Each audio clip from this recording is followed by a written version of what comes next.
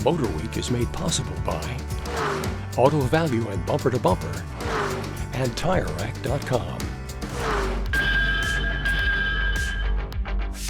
If you're modifying your vehicle with bigger wheels and tires, chances are you're going to have some clearance issues.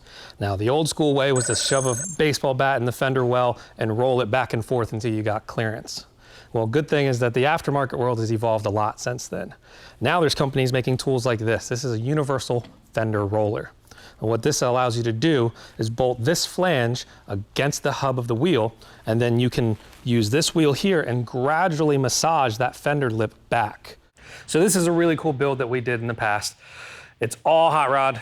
So when you do hot rod stuff, you get hot rod problems. This has a Corvette style coilover suspension, so it's sitting way lower than it was originally. Custom offset wheels. With that, you get a little bit of rubbing and turning. So what we're gonna do today is roll this inner fender so we can minimize that. And once we get that done, should be able to take any turn, any speed, not have any noise whatsoever. So we're gonna get this at a workable height because I don't like to bend over, and we're gonna get to it. All right, so you can see our trouble area is gonna be this space right here. Most of this is pretty flat already, but we're gonna try to get a little bit of space here. And if you look at the tire, you can see where it's been rubbing. These are witness marks to show where the tire has been coming in contact with this fender here. It's not bad, but over time, this will chew through your tires. And they're expensive. You don't want to have to keep buying those. So we're going to fix it.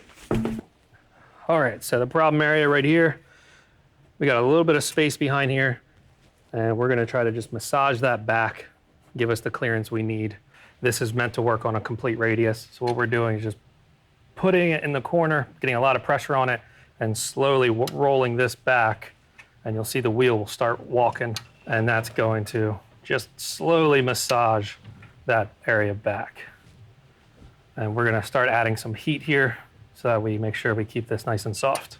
Cold paint is brittle. It'll crack, it'll splinter if you hit it.